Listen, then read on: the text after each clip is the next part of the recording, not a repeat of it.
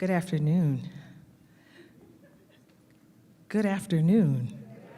Oh, okay, I thought I was talking to the lights and they didn't respond. Good afternoon, friends of the Hymn Society. Good afternoon, my name is Lisa Weaver and I serve on the executive committee as a member at large for the Hymn Society. And also, we'd like to welcome all of our virtual attendees. We want to say and extend a hearty welcome to you as well.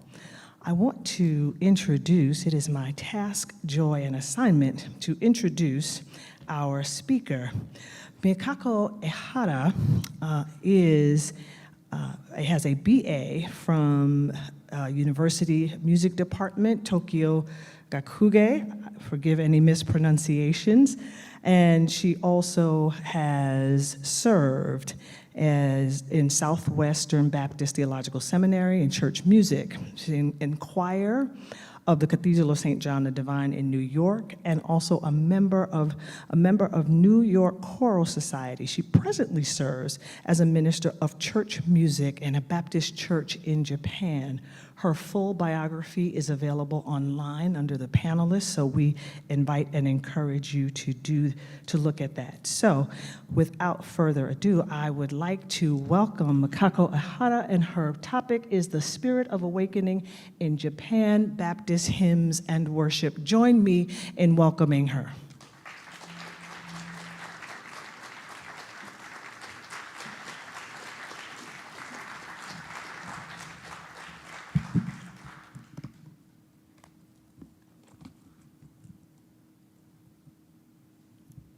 Hi, everyone. I'm so happy to be here with you all at this wonderful conference. My name is Mikako Ehara, and I'm with the delegation from Japan this year. I attended this conference twice online, and now I'm so happy to be here with you today. I have already enjoyed meeting and listening to so many people. It is really a joy to be able to learn and share the joy of music and hymns here with you all. Today, I would like to share with you how the JBC, the Japan Baptist Convention, has changed and grown in its approach to hymn compilation. Japan has a lot of catching up to do when it comes to critical approaches to hymns and hymnal compilation.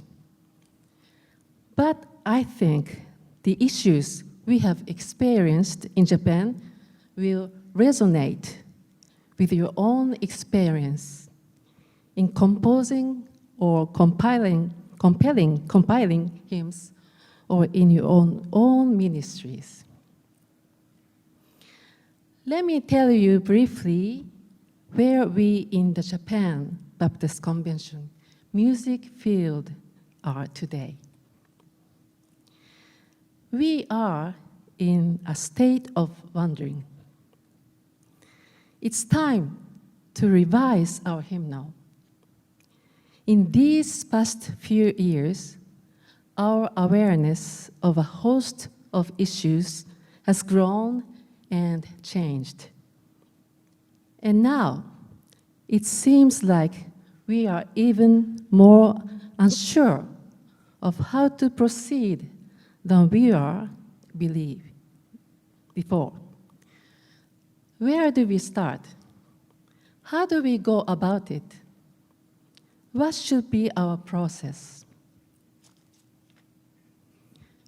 First, let me tell you briefly about my background and how I came to be here with you today, participating in this conference.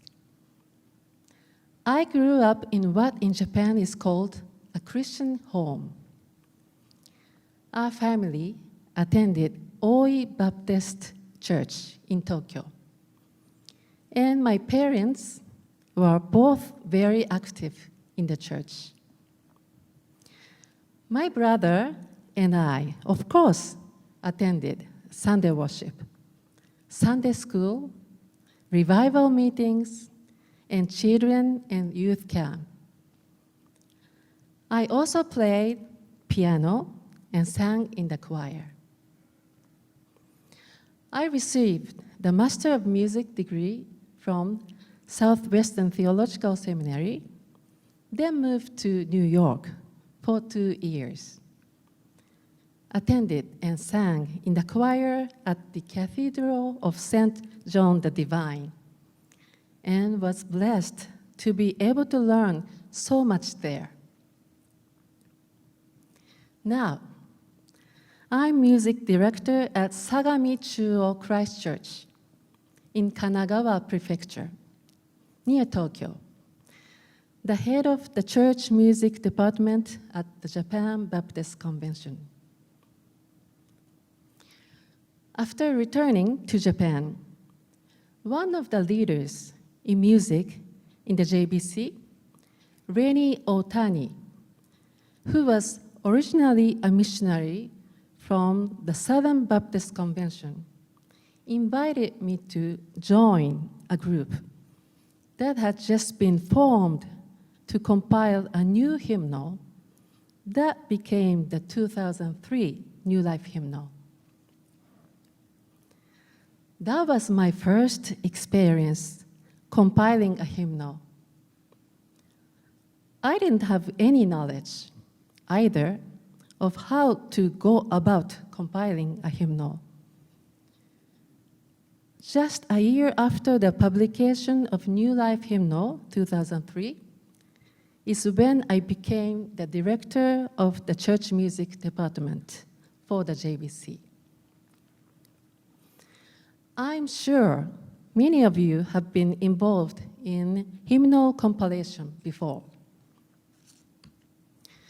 And I would really love to hear about your own experience. In my experience with the JBC's 2003 New Life Hymnal, I saw firsthand how much work goes into making a hymnal, especially in the later editing process. The 2003 New Life Hymnal has 682 hymns, a pretty big hymnal, especially when you consider that we had to choose from about a couple thousand hymns. It was a lot of work, but the hymn compilation process never seemed that complicated. We weren't that sensitive at the time to the actual contents of the hymns and why we sing these hymns. Only after the publication of the hymnal in 2003 did we begin to think about and discuss issues like the mission of music in the church, discriminatory language, inclusiveness, militaristic language, and themes in hymns, sacrifice theory, and the objectification of, quote, others. Since the publication of the New Life Hymnal in 2003, a host of issues has emerged. And now, it seems like compiling the next generation hymnal will be even more complicated. And I wonder how we should even get started. How do we arrive at our current state of wondering? How do we undertake such a big task of compiling the 2003 hymnal with 682 hymns without any great critical awareness of the compilation process and the contents of the hymns themselves? I think we can see why when we look at how Protestant hymnals were compiled in Japan up until this time. Briefly first, I think it would be a good idea to provide some context. There are about 125 million people in Japan now, but the population has been decreasing every year, now for several years. And there are only about 1 million Christians in Japan, or about only 0.83% of the total population. The present Japan Baptist Convention, JBC, was founded right after World War II in 1947. But the JBC usually marks its beginnings in 1889, when the first U.S. Southern Baptist missionaries arrived in Japan. Then, in 1903, the various U.S. Southern Baptist-related Japanese churches formed the Western Japan Alliance in 1940. The Japanese government enacted the Religious Organizations Law to control religion in the wartime period. Then, in 1941, the government forced 33 various Protestant denominations to form one religious organization called the United Church of Christ in Japan, UCCJ. So the government could monitor and control the Protestant churches in Japan. Soon after the war, however, the Western Japan Baptist Alliance left the UCCJ and formed the Japan Baptist Convention in 1947. At its peak, there were 333 churches in the JBC. The number of Sunday worshipers in the JBC plateaued from 1994 to 2012 at a little over 14,000 participants, and as of 2020 has fallen to around 9,600. There are presently 316 active churches. The JBC has 3 seminaries and has sent missionaries to Brazil, Indonesia, Thailand, Singapore, and Cambodia, and has supported the work of Kazuyuki Sasaki at PIAS, the Protestant Institute of Arts and Social Sciences, in Rwanda. Churches voluntarily contribute the support of the JBC, but the JBC has no ecclesiastical control over local churches or regional Baptist groups.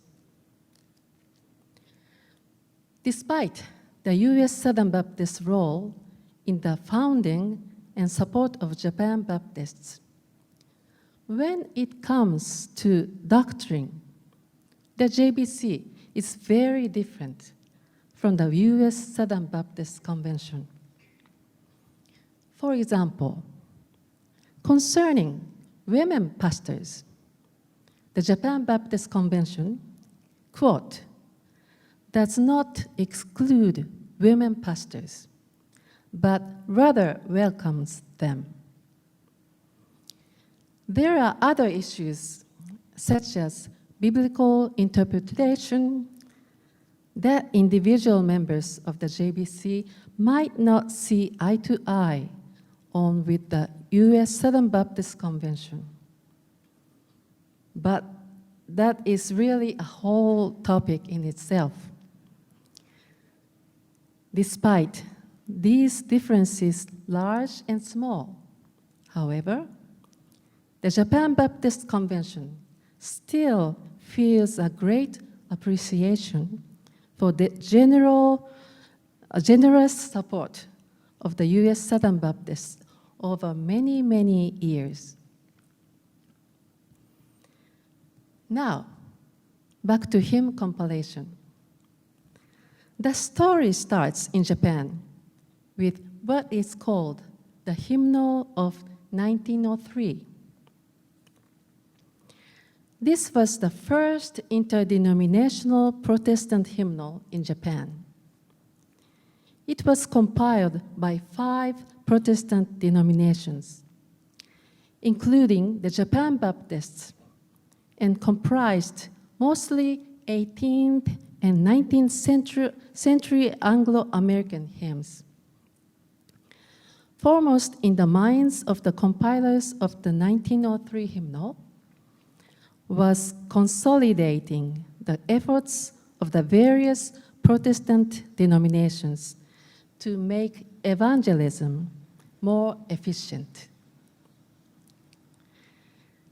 This 1903 hymnal was so popular in Japan that it became the standard hymnal in Japan and really created in the minds of Japanese people the image of what Protestant and Christian music was all about. Because it included a large number of gospel hymns which were comforting and catchy. Gospel songs have become the favorites of many people in Japan. I can give you one example from Japanese popular culture that will show you just how influential this 1903 hymnal was. This song, I'm sure you can guess the tune. I'll sing it in Japanese for you. Raise your hand if you'd like when you figure it out. I'm sure you'll guess it right away.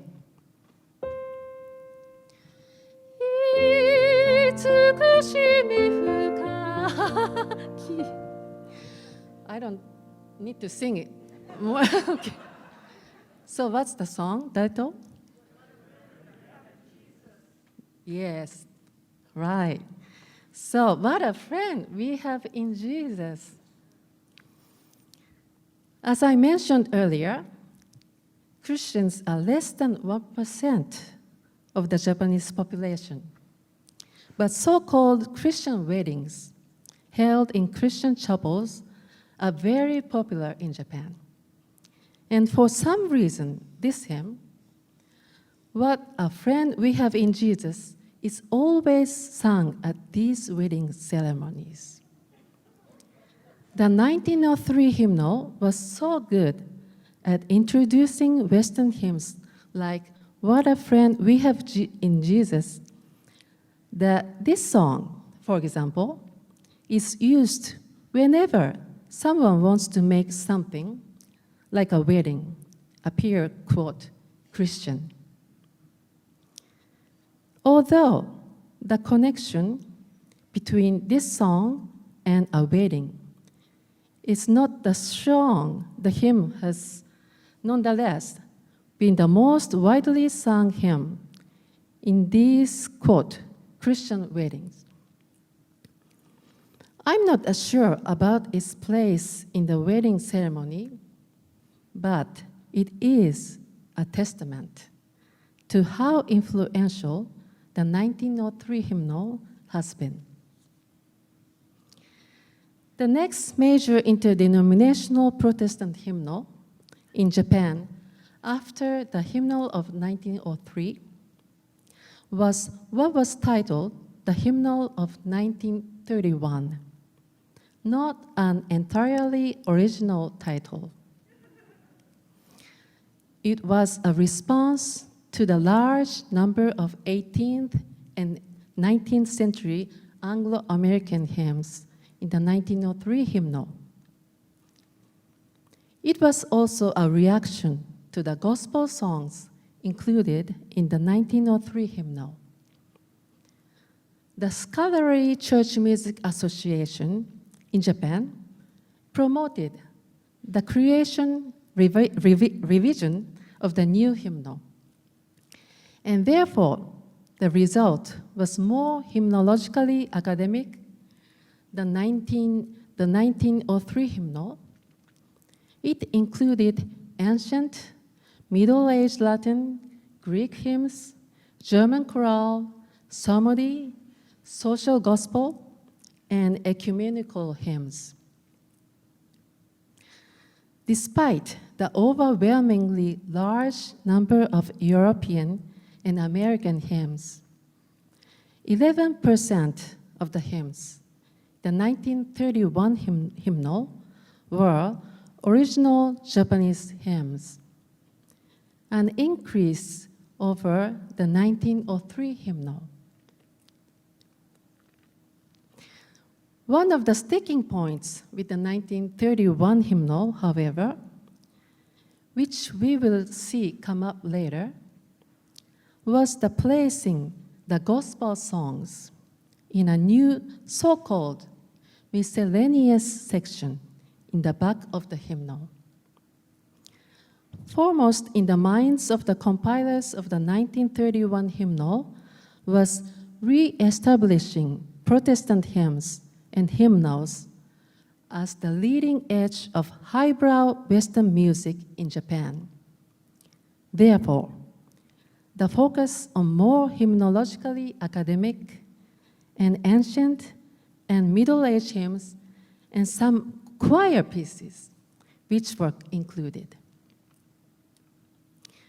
Next was the hymnal of 1954, the United Church of Christ in Japan, or UCCJ. The UCCJ, you may recall, was the multi-denominational Protestant organization the Japanese wartime government created in 1941. Government supervision ended at the end of the war. The UCCJ re-established itself free of government control. And as I mentioned earlier, the Japan Baptists left their organization right after the war in 1947. So, the hymnal of 1954 was compiled without JBC input. And along with the formation of the Japanese government of the multi-denominational UCCJ, all of the hymns which were contributed to the 1931 hymnal by the various denominations became the property of the UCCJ.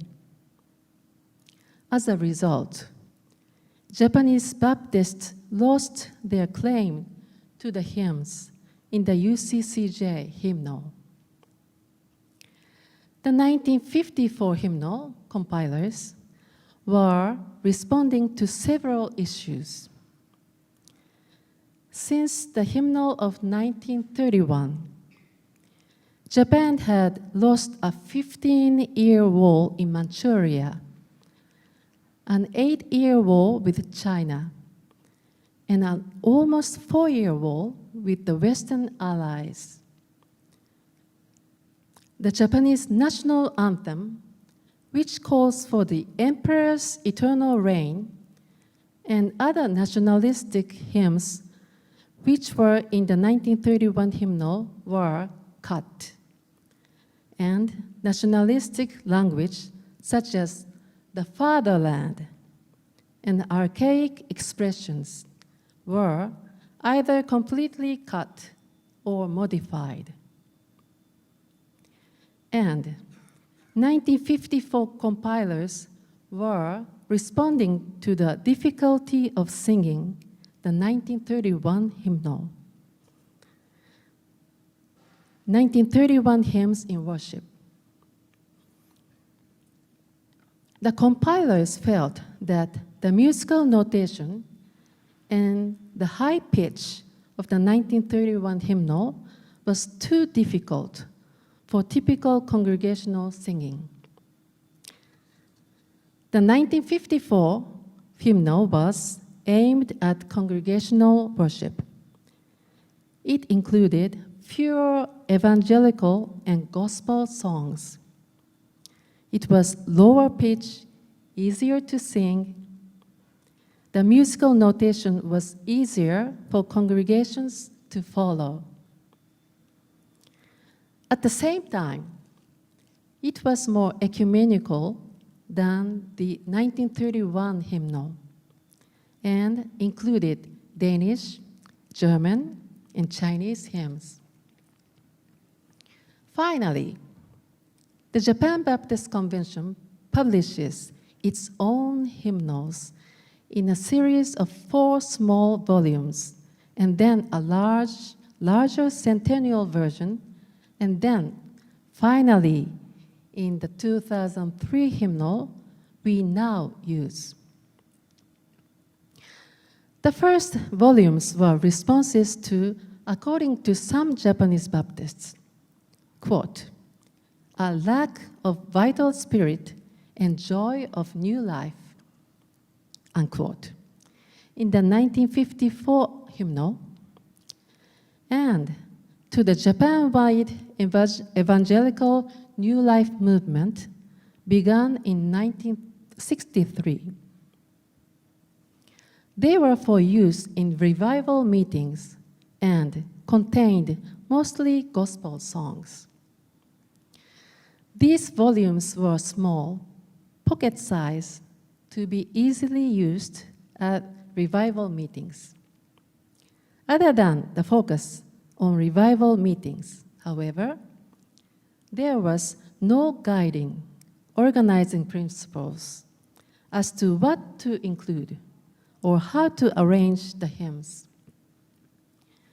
If we take a look at the table of contents, for example, we can see that the hymns are placed in sections titled New Life, Praise, God's Love, rather than in any particular order of worship. Between the publication of the New Life Hymnal, Volume 2 of 1963 and Volume 3 of 1982, something quite dramatic occurred in the JBC. In 1976, the JBC announced plans to become financially independent of the U.S. Southern Baptist Convention Foreign Mission Board and fund 100% of its operating costs and evangelical activities entirely on its own within 5 years. Just how big was the U.S. Southern Baptist Convention Foreign Mission Board funding of the JBC? I'd like to give you some interesting numbers. Between 1950 and 1967, the U.S. Southern Baptist Convention funded on average 94.8% of the JBC's annual operating costs. In 1967, the amount was almost 100%. And some local Japanese church land purchase and building construction costs were also funded by the U.S. SBC. You would think that with this amount of funding, the U.S. Southern Baptist Convention would have had more control over JBC doctrine and its position on social issues. However, the Japan Baptist Convention has always been quite independent when it comes to social issues, and I think it would be hard to see any similarities today between the U.S. Southern Baptist Convention and the Japan Baptist Convention on almost any social issue, such as women pastors and gender roles in marriage. For example, during the period between the publications of the New Life Hymnal, volumes 2 and 3, attitudes toward the Vietnam War reveal a large gap between the U.S. Southern Baptist Convention and the JBC.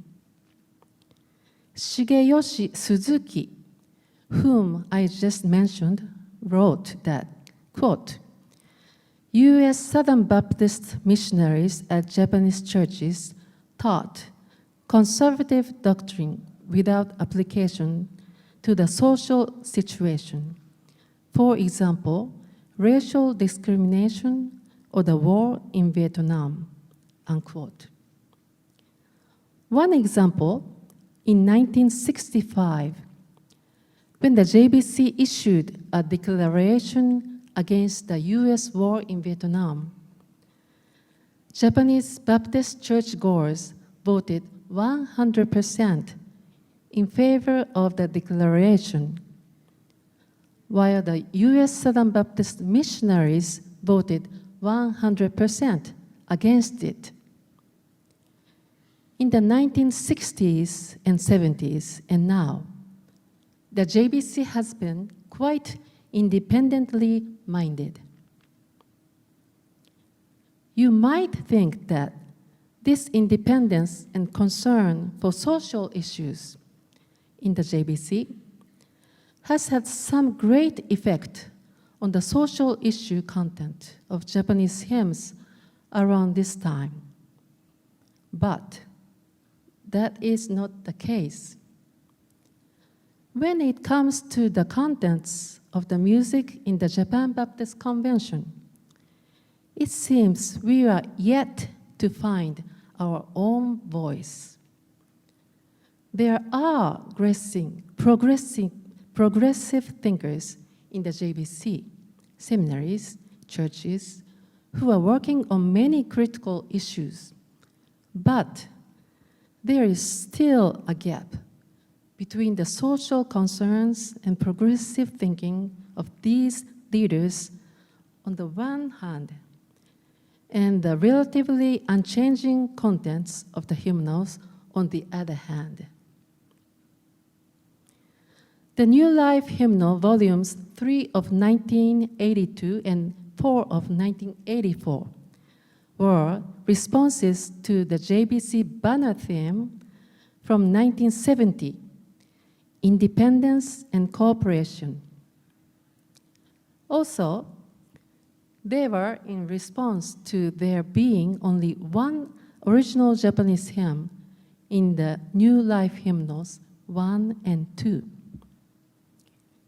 In contrast, 2/3 of the hymns in volumes 3 and 4 were by Japanese Baptist Church members.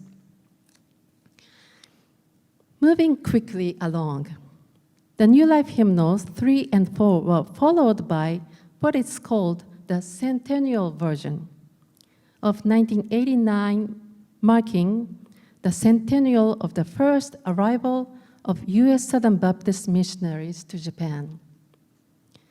It was a response to the New Life Hymnal series, between primarily for evangelism.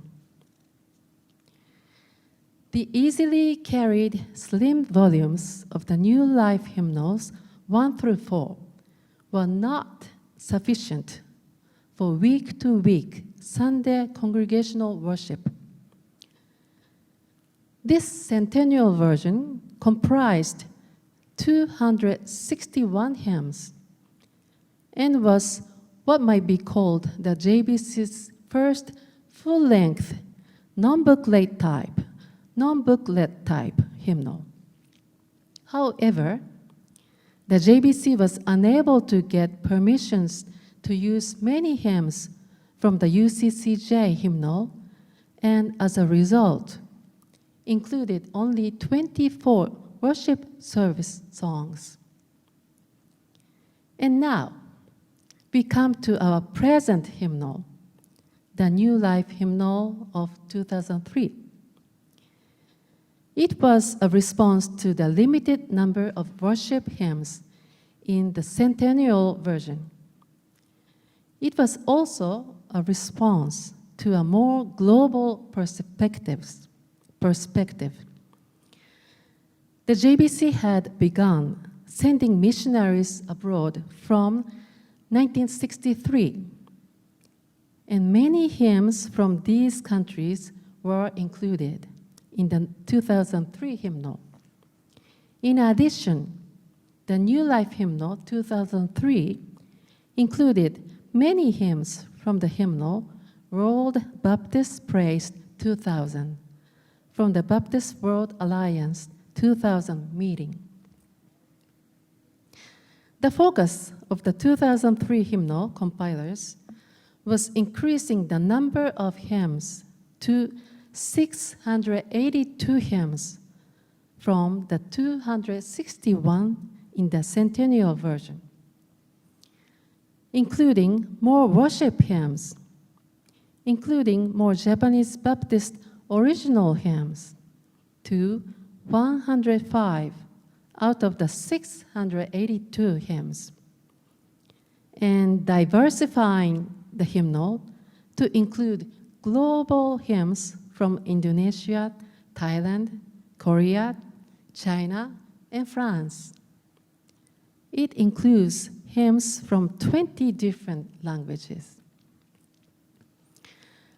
Before we look at the critical issues that we have become aware of recently, how do we assess the 100 years from the interdenominational 1903 hymnal and the Japan Baptist Convention's own hymnal, the 2003 New Life Hymnal? With the interdenominational 1903 hymnal, we see a true spirit and passion for overcoming the tendency toward denominational fiefdoms and for spreading the spirit of Christianity in Japan in the early 20th century. With the 1931 hymnal, the compilers can be credited with making the hymnal more ecumenical. And we see a striving for standards.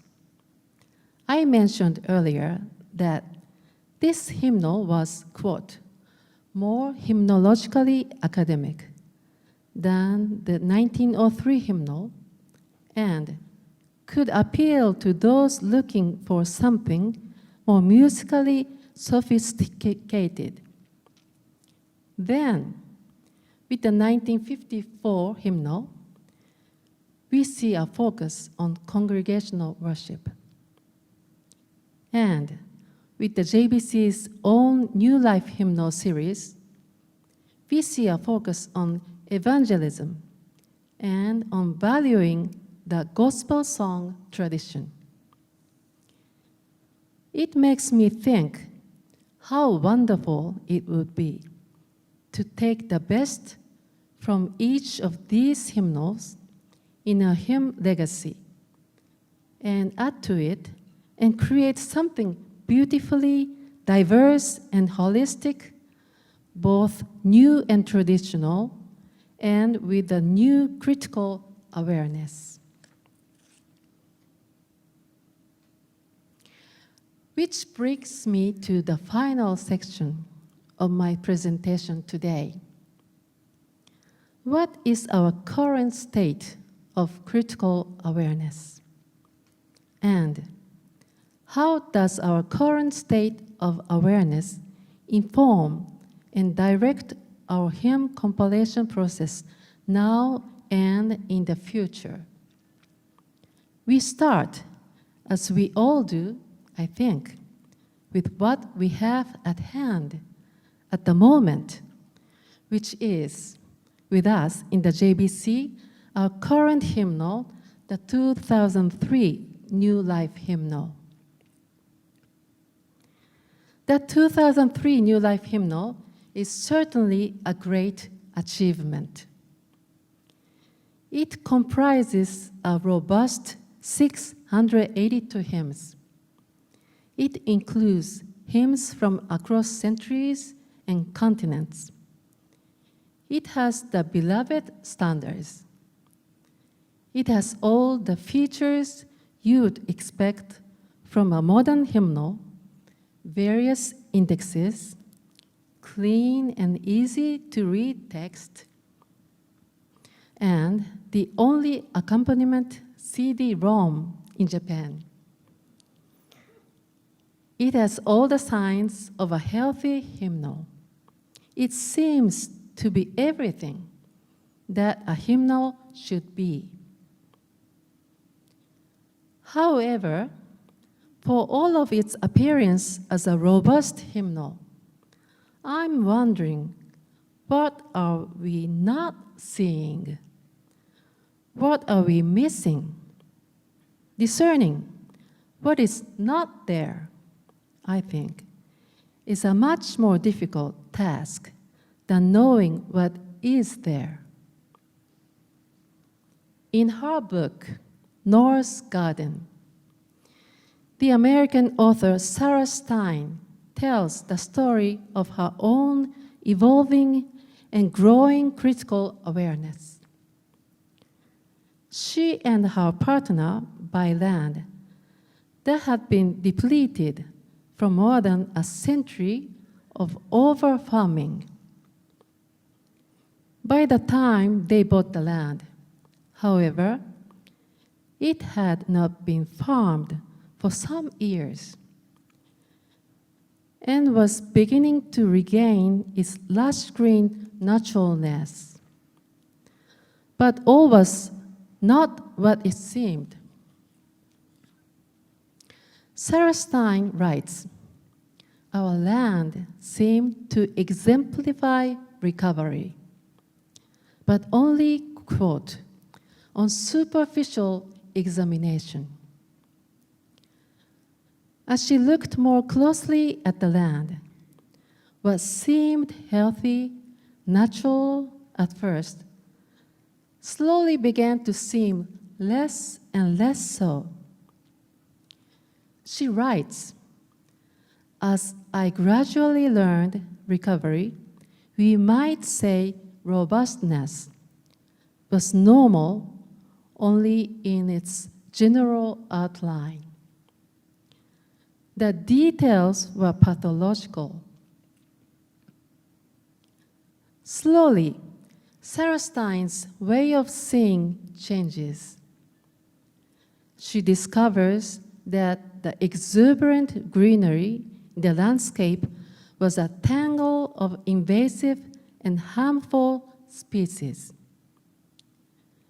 She begins to study old almanacs and discovers what kinds of plants had once, long ago, thrived on the land. Of her discovering in the almanacs this wonderful diversity of lost species, she wrote, "I wandered aimlessly through the pages of a world strangely new." And she realized that what was not there, what was missing from the landscape, all the species that had disappeared, that she had never seen or even heard of before, for example, was an even more critical sign of the land's depletion than what she could see before her.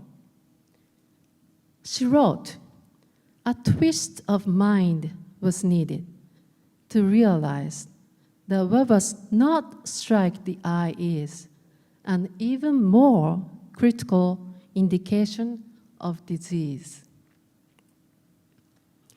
In the JBC's journey of compiling the 2003 New Life Hymnal and afterward, I have come to realize that Sarah Stein must have realized through her experience We don't have all the answers yet.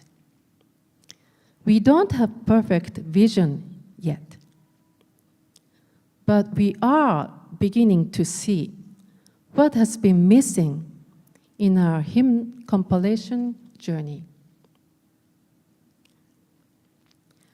Through our music in worship workshops, we realized that we had compiled the 2003 hymnal without a critical study or knowledge of worship. All of the JBC hymnals that we grew up using were aimed at revival meetings, not week-to-week Sunday worship. And through the workshops, we began questioning things that we had never thought of before. Or even if we had thought of these issues, we might have been too afraid to raise them. Like, are hymns sung to God? If so, what is the image of God in the minds of worshipers? If we sing to the Father, to whom do we imagine we are singing? When we sing of sinners, do first-time non-Christian visitors to the worship service think that we are singing about them? These issues were not addressed, even thought of in the 2003 hymnal compilation process. Our next step in this process of questioning and growing awareness was our discussions in the Hymn Review Committee that we started in 2008. We set out to examine each of the 682 hymns in the 2003 hymnal. This examination of the hymns was proposed soon after the publication of the 2003 hymnal. You are thinking, didn't they get the process backwards? Shouldn't you examine the contents of the hymns before putting them in the hymnal? Yes, of course. But the hymn compilation was so rushed that we really couldn't or didn't take the time to thoroughly examine and discuss each hymn. Yet, soon after the publication of the hymnal in 2003, someone proposed that we begin educating ourselves to look critically at hymns and the hymn compilation process.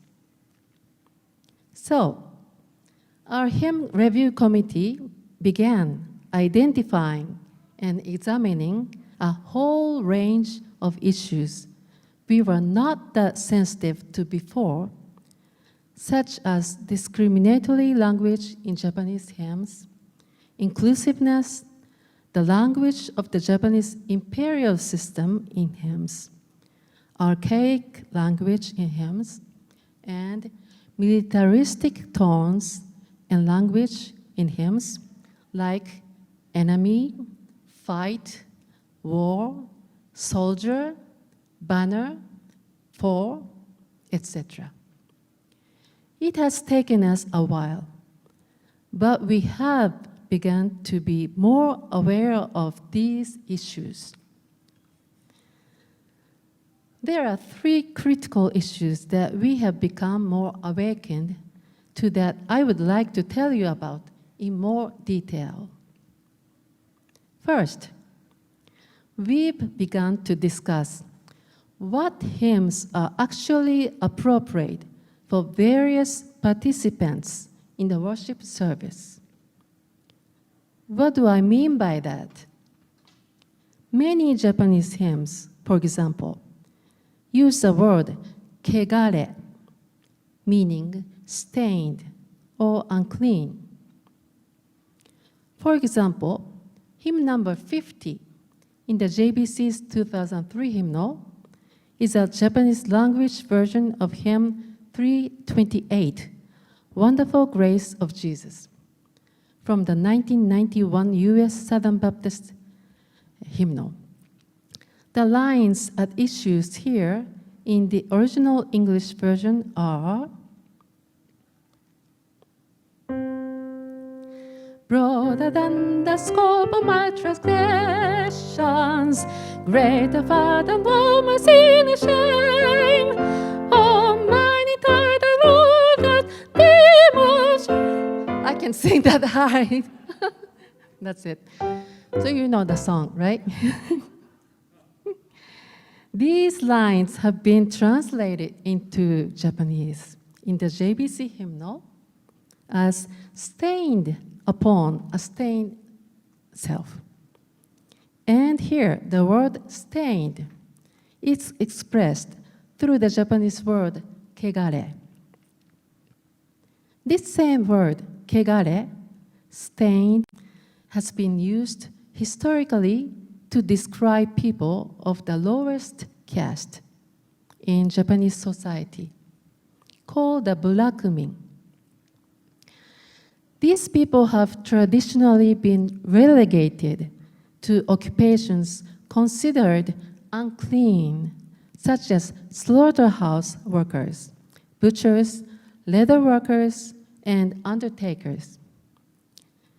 In 1871, the Japanese government prohibited discrimination based on caste, but the descendants of the burakumin caste are still somewhat discriminated against. Imagine someone from this caste who has been discriminated against their whole life, coming to the worship service seeking love and acceptance, only to hear this word, kegare, in the congregational singing.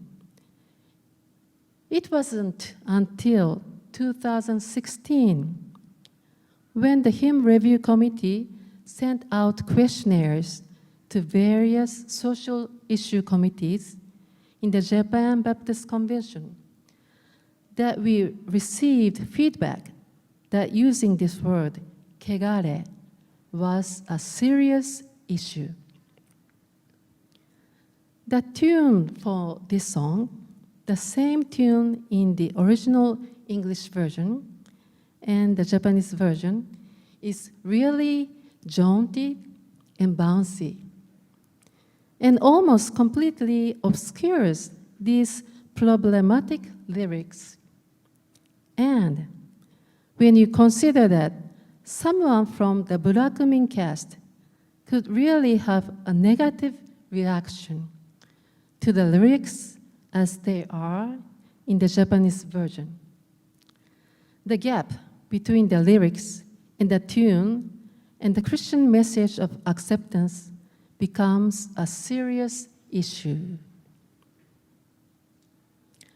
I'm rather ashamed to say that we had never thought of this term, kegare, as problematic before 2016.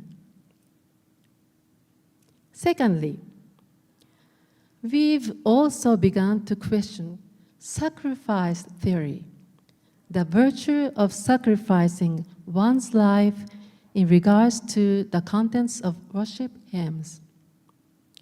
For example, number 639 in the JBC New Life Hymnal is a Japanese language version of Make Me a Channel of Blessing. Number 564 in the U.S. Southern Baptist Hymnal of 1991. In the original English version, we find the line, make me a channel of blessing, I pray. Make me a channel of blessing, I pray. My life possessing, my service blessing. Make me a channel of blessing today. the words, "my life possessing," "my service blessing," were translated into Japanese, however, to mean, "give up your life to the Lord."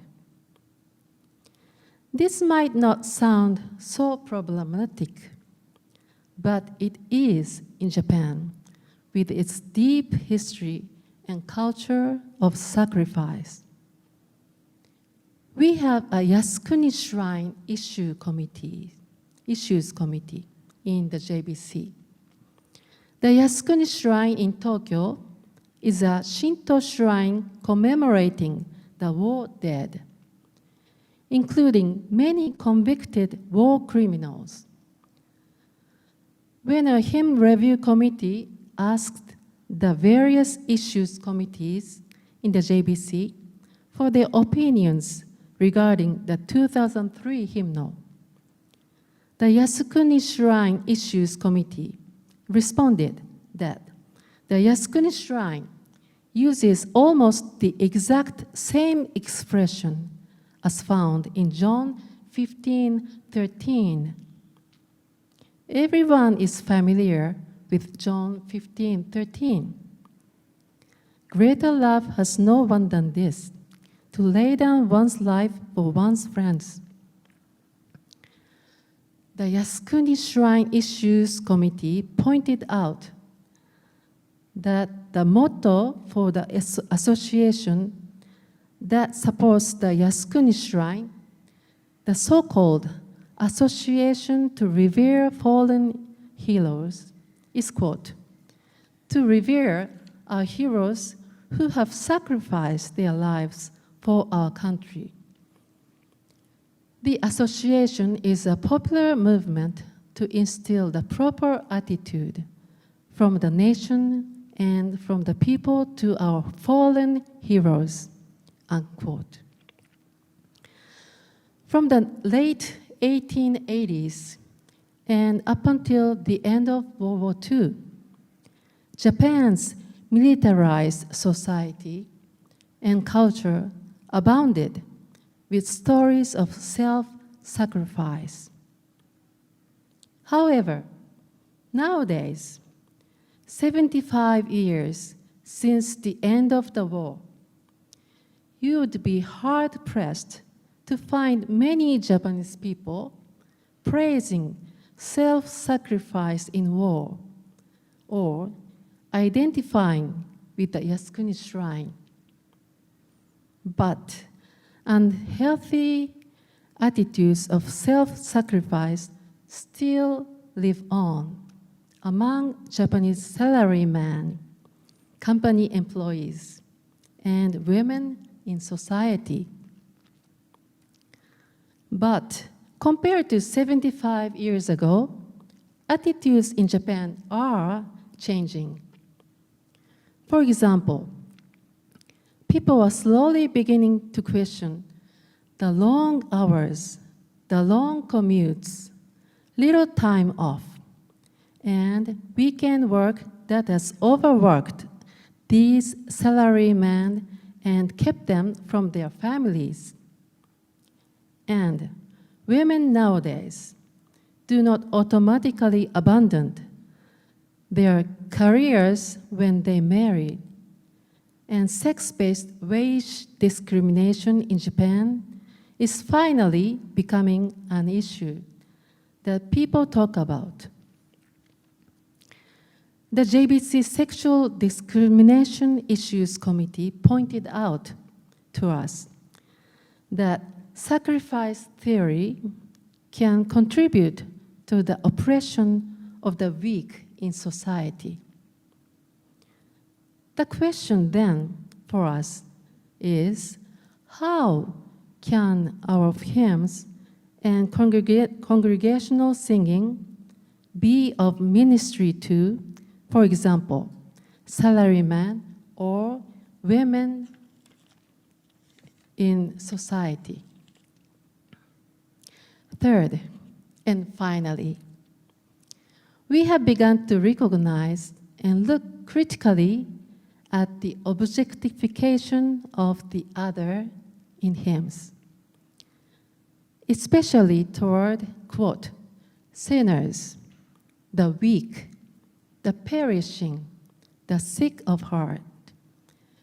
In the Japanese translation, this other is usually imagined as people out in the world, outside the church, unchurched people. And the sense is of a church looking down on non-churched people from some other lofty position. For example, we can look at hymn number 383 in the 2000 hymnal, originally from hymn 559, Rescue the Perishing. In the Southern Baptist hymnal, we see the phrase, tell them of Jesus the mighty to save. Tell them of Jesus the mighty to save, rescue the perishing, care for the dying. You know the rest. This is translated in the Japanese hymnal to mean, tell the people of the world of our Lord Jesus, save sinners, which sounds an awfully lot like it is directed to people outside the church.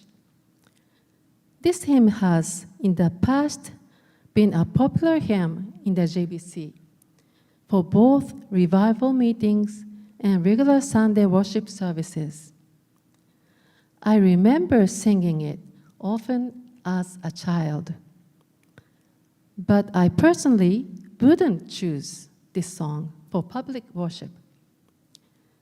There are some churches in the JBC still singing this hymn on Sundays, but I care to think that they sing it without questioning the lyrics and sing it instead out of nostalgia, or maybe they just like the tune. So, what have we at the Japan Baptist Convention learned so far about hymn compilation? What is the work at hand? What should we be doing? 1. We must bridge the gap between Japan Baptist theologians, pastors, leaders, church members, and hymn compilers.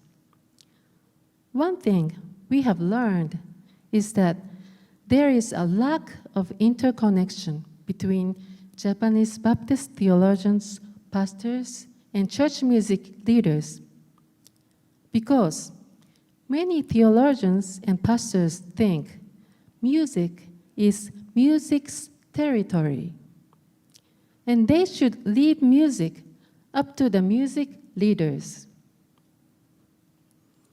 Kind of a humorous example, but I remember I inviting all these pastors and music leaders to a workshop one time. And one pastor drove to the workshop with his church music leaders and accompanists. I was so happy the pastor had come, but when I looked around later, he was gone. He thought his job that day was just a driver. I contrast this with the hymn explosion movement, which was led by theologians and pastors, and now I'm trying to find ways to involve theologians and pastors in church music. I have found that the theologians and pastors participate more actively in discussions about music when we ask these committees to consider specific issues such as problematic language, kegare, and sexual discrimination. JBC theologians have a lot to offer, but the structures have not been there to facilitate a cross-sharing of ideas and information between the quote, theology people and quote, music people.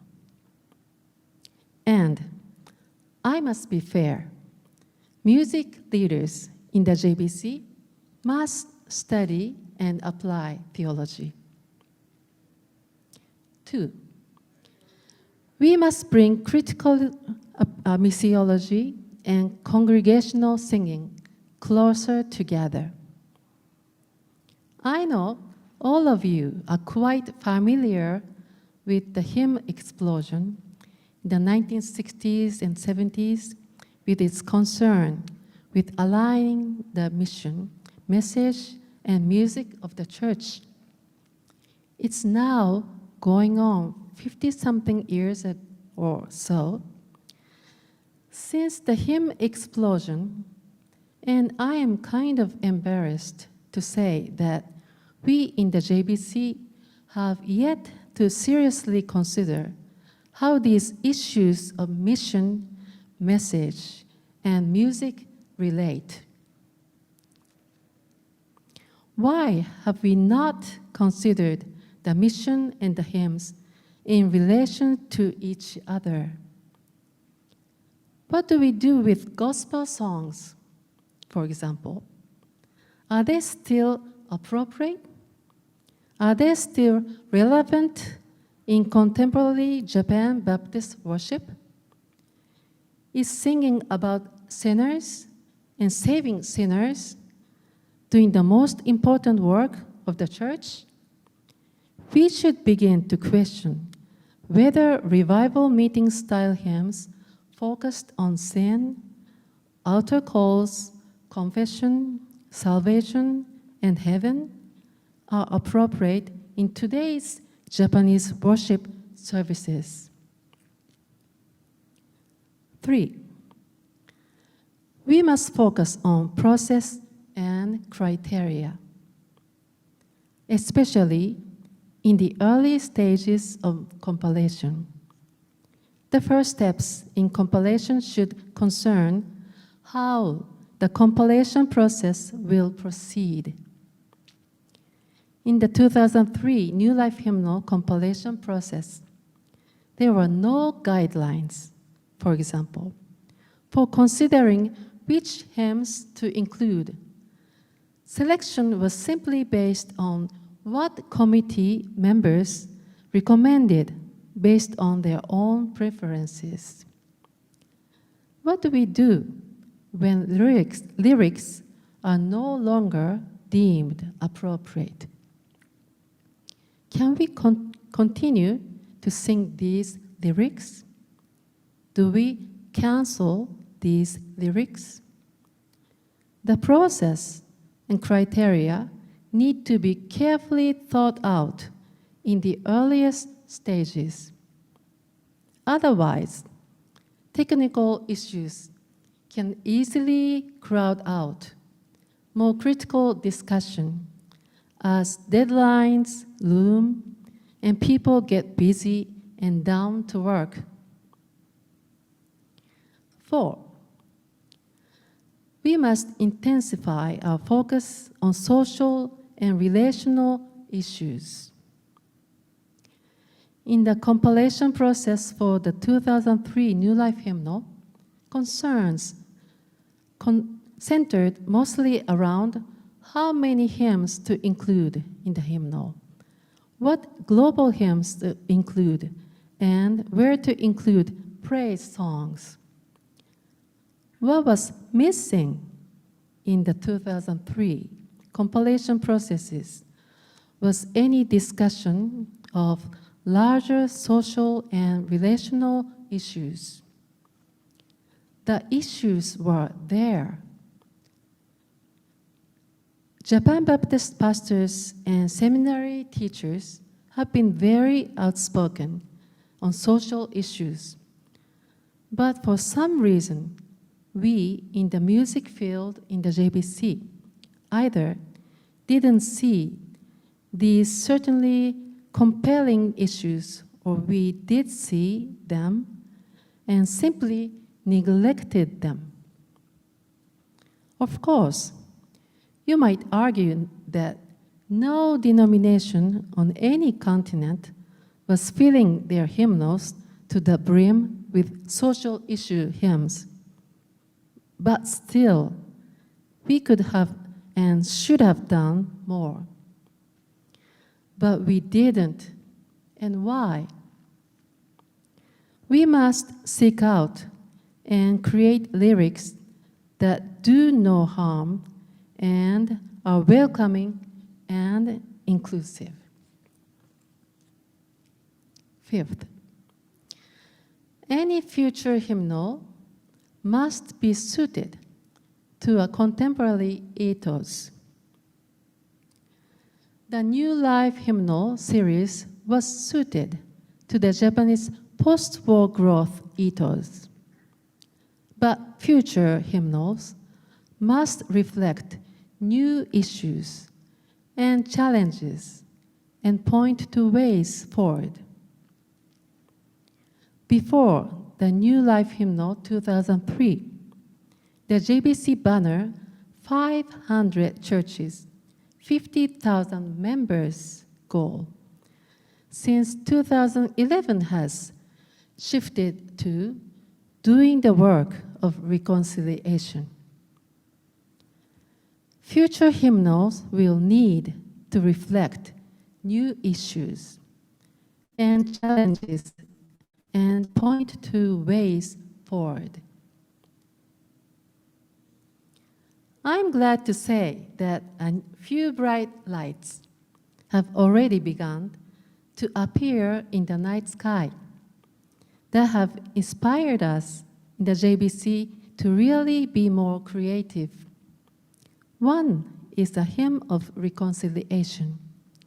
Christ help us to realize in the UCCJ hymnal, and the other is a collection of hymns on the plight of Okinawa and the bombings of Hiroshima and Nagasaki by the Japan Anglican Church, Nippon Seiko Kai.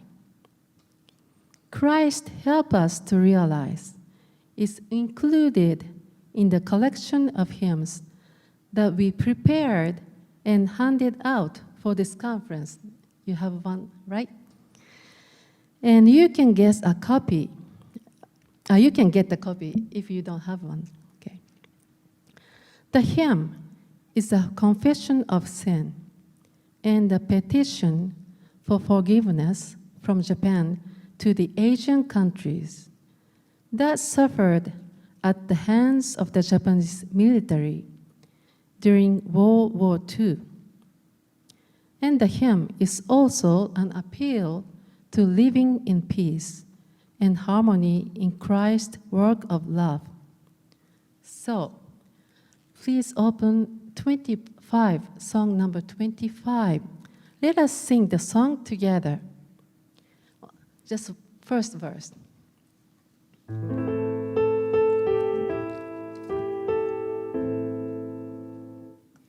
Christ help us to realize, since we have committed unknowingly,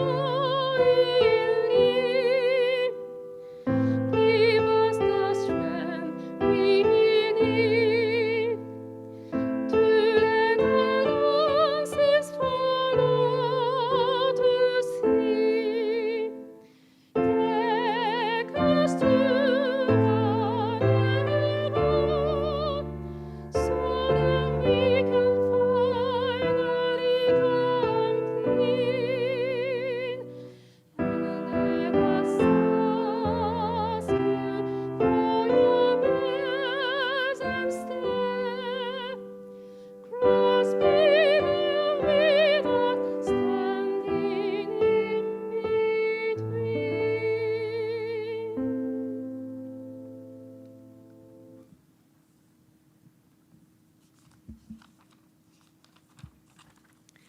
These are the kinds of songs I hope the Japan Baptist Convention will be creating and including in a new hymnal. I knew of these songs of reconciliation and repentance through participating in the Interdenominational Hymn Society in Japan. Another bright light in the night sky. The Hymn Society was formed in 2001. Is that rain? And has really opened up the sharing of ideas and knowledge that had previously been tucked away in the corners of the various denominations. We at the JBC, and personally, have been able to learn a great deal through the interdenominational study and fellowship in the Hymn Society.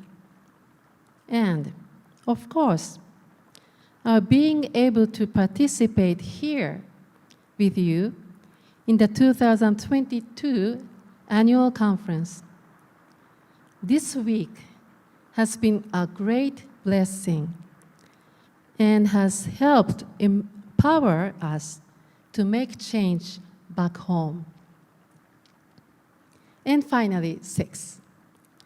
So far, we've looked at issues of content and process. But there is one more issue that we will definitely impact what kind of hymnal we might make in the future, or whether we'll even be able to make a new hymnal, and that is the decreasing church population. Can we devote several years, maybe even 10 years or so, to making a new printed 682 hymnal? Do we have the people? Do we have the money? With many churches facing economic issues, would there be enough churches purchasing the hymnal to make it economically viable? With many churches now lacking even a pianist or organist, what meaning does the hymnal have? Should we bypass a printed hymnal and just publish the hymns digitally online? If so, do smaller churches have members who can retrieve the digitalized hymns for printing at the church or for use as PowerPoint slides? These are all critical issues, aside from content, that we will have to address and figure out. I do think we should adopt a more swift-footed approach to compilation. A good strategy might be to adopt a more swift-footed approach. Regularly publish hymnals of 20 to 30 hymns centered around a common theme, concern, or issue, for example. New, smaller, and more frequently published hymnals could better keep up with and respond to changing societal issues and evolving critical awareness. In conclusion, imagine a church that doesn't just look robust and healthy on the surface, but is truly inclusive and loving and honest and just. And imagine the hymns that are still to be written and sung that will help us make this vision a reality. It really makes the heart filled with excitement.